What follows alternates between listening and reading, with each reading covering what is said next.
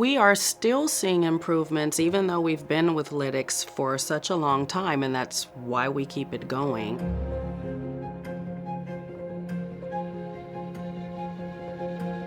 We've seen some vast improvements in some key stats, some of those being our overall collision rate. We've had an improvement of about 65%. Drivers being unbelted, we've had an improvement of around 76%.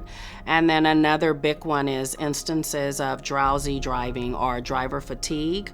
We've had an improvement of about 16% in that area.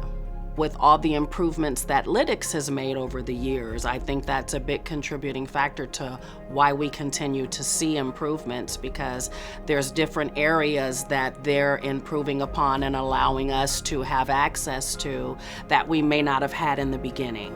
Definitely thankful for the products that Lytx has produced.